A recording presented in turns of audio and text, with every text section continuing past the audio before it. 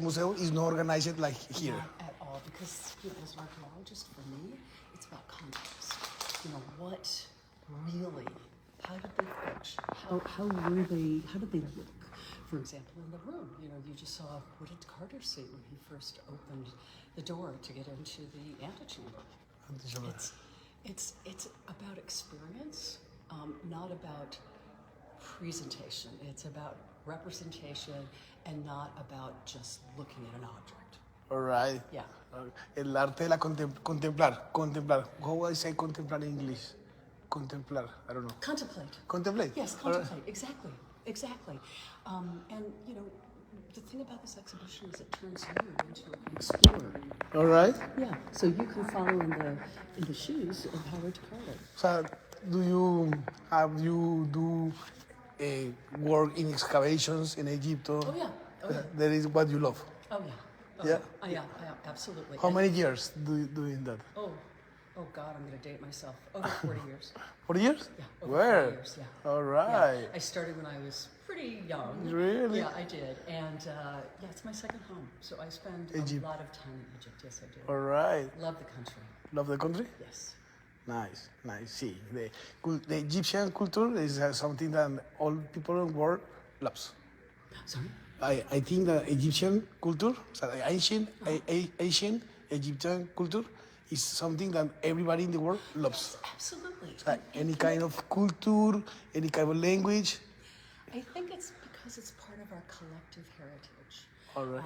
It's a collective. I mean, most people are just so intrigued by Egypt. Not only because it's exotic, but like I said, it's part of our shared humanity. All right. Yeah. It's the first sign of the humanity, no? Egypt. Like Exactly. in the history, the Christ, and then before Christ, Egypt. Yes. You say Mesopotamia, you say los otros, Yeah. but you don't know it. No. And with Mesopotamia, they chose to work in less durable materials, not gold, but in mud brick. Egypt did too. I mean, this is the wacky thing. For the afterlife, it was gold, it was wood, or gilt-covered wood, it was stone. But for their daily dwellings, it was mud brick. In Mesopotamia, it was largely mud brick. All right.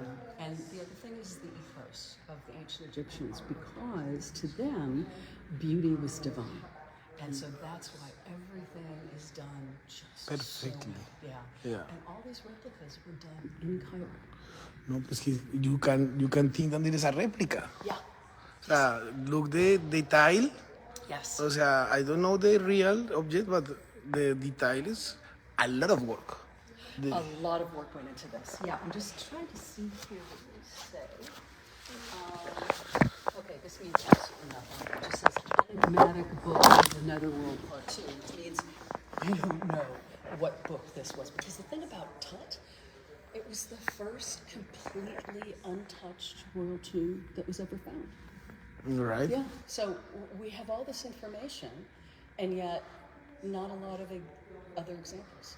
We don't have another reference. Yeah, O sea, without references, yes, exactly. we have the pyramids, but there is no people, there is no treasure on it. Very true. Yeah? Very true. O sea, there is the building, pues. Well, see what happens. There's a picture here. No, it doesn't. I think maybe in the. No, let's go this way. Right. So what? Pyramids. It was like a big, gigantic gold robbing. Well, so all of the pyramids were robbed.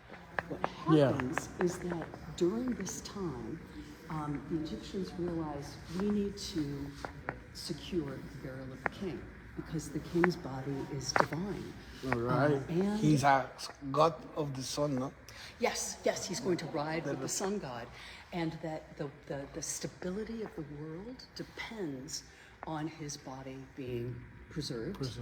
And also being protected. So, the mask there, which is iconic of Beautiful. yeah, it's absolutely beautiful, and we'll go over there in a second.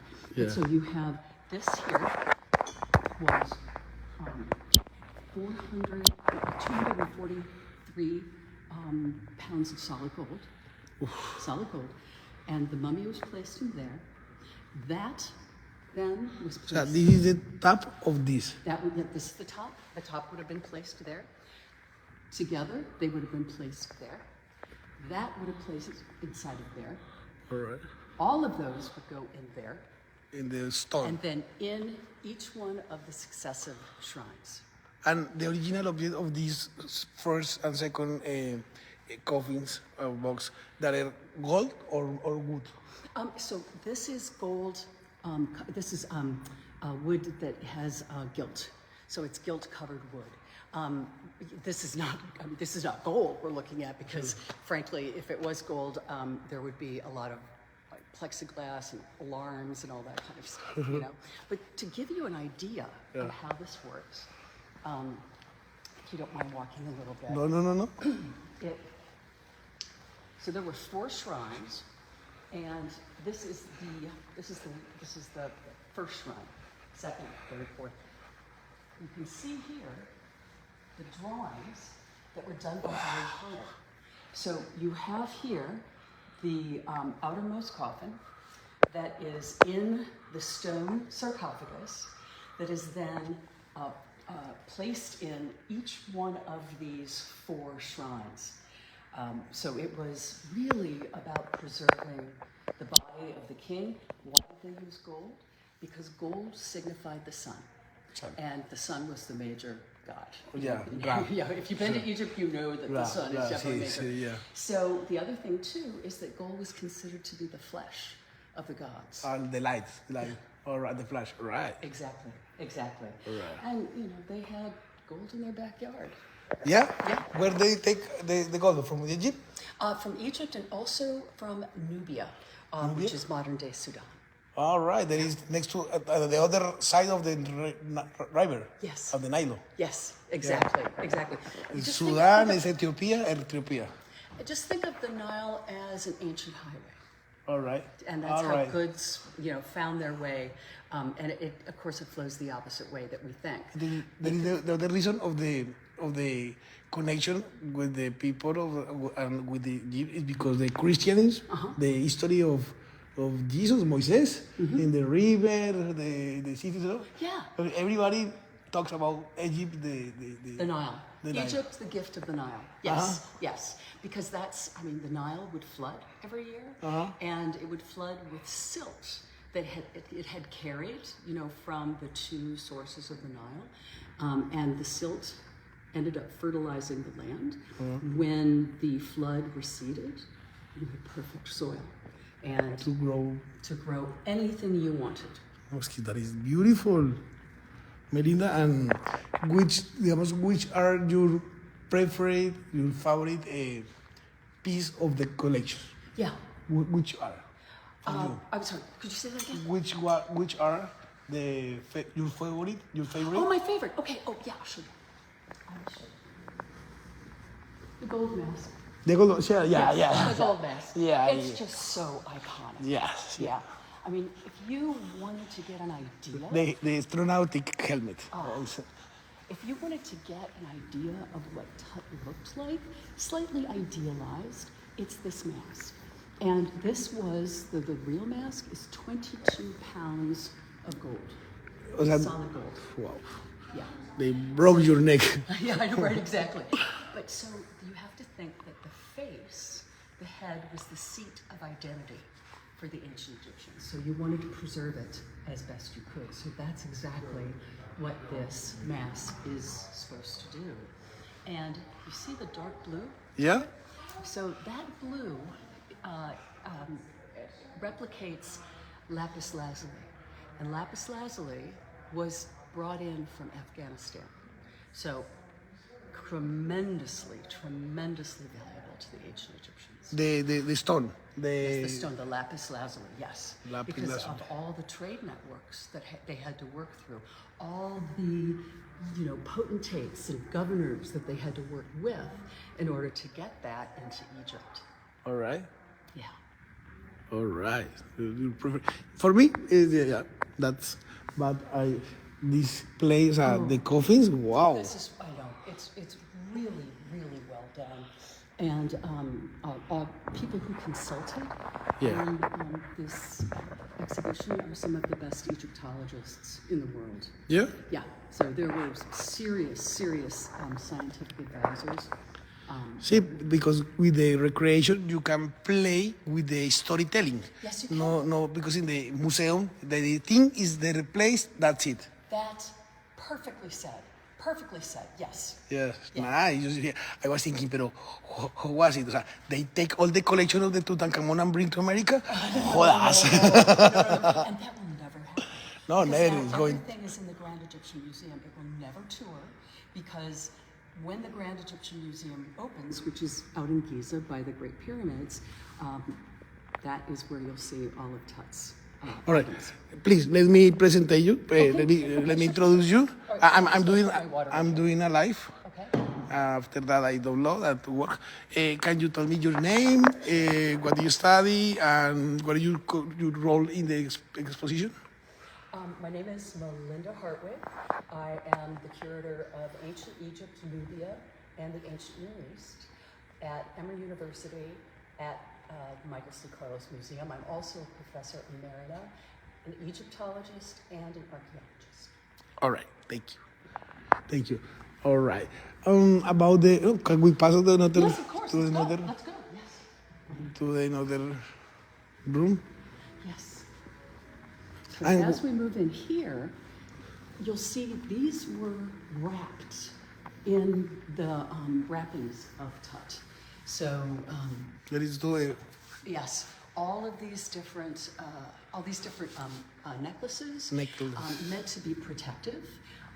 Lots of amulets meant to protect the king. So all of this was part of his mummy. all right. Of his mummy. Everything was into the coffin. Exactly. Whoa.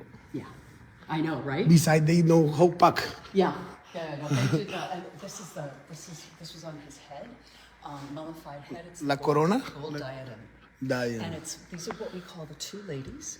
So you've got a cobra, which stands for Lower Egypt, and then you've got a vulture, which is Upper Egypt. Now, why the cobra? Very, very powerful, and could be deadly. Deadly. And why the vulture?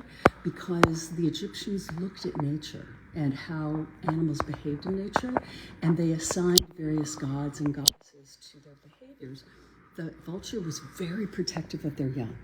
All right. So that is why the vulture is considered to be so important.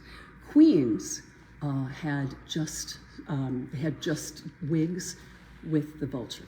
All right. Because they were protective of their children. My gosh. The symbolism, no, is the more important thing on the Egyptian culture. Everything it means something. Everything means something. Everything means something. What part of the exposition is this? So what we've done is, so when you walk in, that first room, you learn about Carter.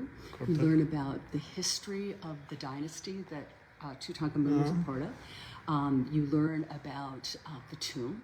And then you go to see that movie. The movie is about the young Howard Carter. All right. And then you go into another room that shows each one of the various rooms as Carter found it when he opened the doors. See, the treasury place, then they have two more rooms, no? Exactly. And so then you come into what you see here, which is each one of the objects that is being discussed. These all came out of those rooms. So this is if you want to get really in depth to learn about what each one of these objects were, then that's what this section of the exhibition is all about. All right. Yeah. For example, why? I have a question. Excuse me, my. No, that's fine. Why he didn't have their own pyramid? Because what happened, let's see, can I find this somewhere? There is a graphic. No, it's not in this room. So what happened is that pyramids were robbed, and the Egyptians discovered that was the case. So Pyramids, that's where the king was buried from the Old Kingdom all the way to the beginning of the New Kingdom. Right. So thousands of years. Then they decided, okay, we need to be better prepared. So they separated the kings Of the pyramids. Yes. Al Valle de los Muertos, at the Dead Valley. Yeah. All right. If I can find this graphic, I'll show you because it really, really explains it very well.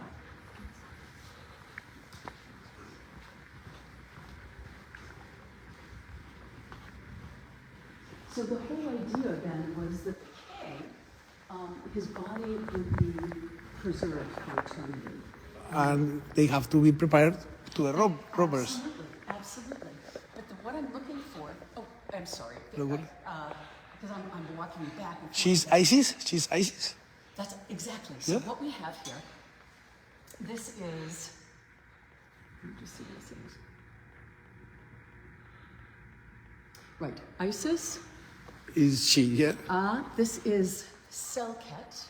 She is the scorpion goddess. All right. You can always tell by what they wear on the top of their heads. This is...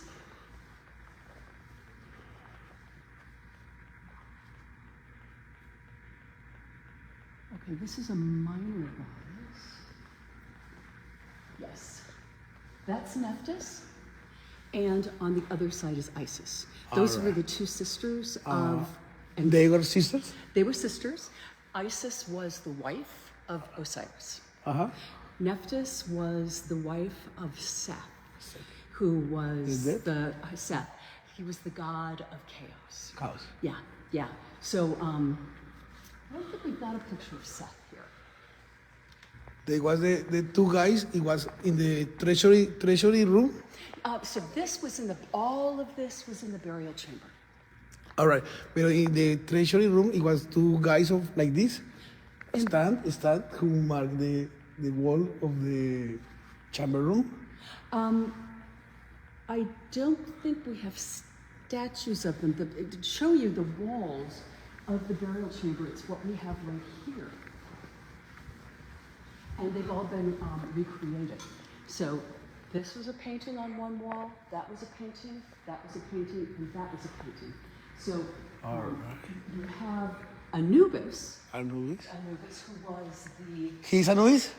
That's Anubis, exactly. All right, they got the cat. Opener of the way, meaning that he guarded the entrance to the underworld.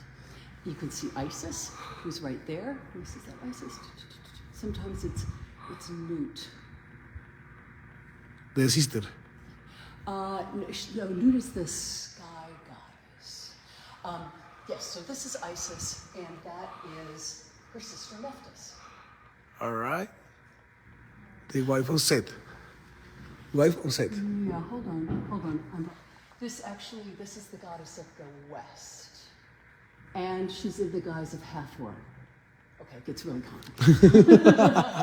Very complicated. But there's a lot of people. There's a lot to learn. I'll show you. And Melinda, why Egypt? Why did you study Egypt? Your father? Since I was 9. My mom had a book All about right. Egypt, and I read it, and I was absolutely fascinated. I just didn't think you could make a living from it, but I have done pretty well. All right, yeah, sure. That is possible for sure. Yeah. All right. But it does require a tremendous amount of education. So Sure. exactly. So to can identify each phase, that a lot of people requires. That is true. It is. Yeah. So to get a Ph.D. And I was very fortunate in that I got a job right out of graduate school. Nice. Which is really nice. For example, if you, what message do you give to a parent to bring their young child? To parents for the young child. I'm sorry. The graphic I'm thinking of is the first room, and I don't want to take you all the way back there. Just grab me if you see I'm with somebody else. So yes, I think it's really important for people to come. This is pitched for people of all ages. There is an adult acoustic guide. There's also a children's acoustic guide. Sure. So yes, to engage children, and told in a very engaging narrative way. Same thing with the adult acoustic guide. So this is something the family can do together. All right. Yeah, and it's an experience. I would say for the acoustic guide, it takes about an hour and a half. And if you choose not to do the acoustic guide, although I'd strongly suggest doing the acoustic guide, it may take a little bit less time because all you're doing is you're reading the various panels. Right. The way that the information's shown and the way that it's described is very straightforward. It is not, there's not a lot of jargon, and it's told in a very interesting narrative. Otherwise, the acoustic guides, it's Carter. It's Carter, the voice? Right from his, not necessarily his voice, but from his notes. All right. Yeah, from his notes that are in the Griffith Institute Who- at Oxford University. Excuse me. UK. Who was the person who financed Carter? Lord Carnarvon. Lord. He died like a just. Yeah, so, yeah, you know, what happened is that this whole thing kind of blew out of proportion, that, you know, Carnarvon was, you know, he was killed by the curse, you know, All right. of Tut, which wasn't the case. He was a idol, very, very wealthy noble in England, and he had a couple of car accidents that really weakened his system. So he was always suffering from, you know, immunity problems. So what happens is that in Luxor, it was, once they found the tomb, it was this huge crush of people coming in. They constantly had to, you know, shepherd people in and out of the tomb to talk about it. And he needed rest. So he got on a train from Luxor to Aswan. And when he was in Aswan, he got bit by a mosquito. And he, shaving one day, opened that mosquito bite, and that led to sepsis. That led to, yeah. Es que Egypt is delicate. Yeah, you know, and plus the fact they've got the smartest mosquitoes on earth. No, seriously, they really do. Yeah. Good. Melinda, no? It's just like that. It was just wanted to know you and talk a little bit. I don't have questions. I just read. I just want to take a message from the young people. Of course. And thank you for your time. You are welcome. And if you have any further questions, please get in touch with Nadia. She knows sure. where I am, and I'm happy to answer them. Alida, Tina, thank There you. we I'm go. going to walk and take a lot of pictures. It was a pleasure. If you want the audio guide at any point, just let me know. Yeah. Let me, Come back. 5 minutes. Thank you, honey. Thank you. Take care. Thank you, Melinda. Oh my gosh.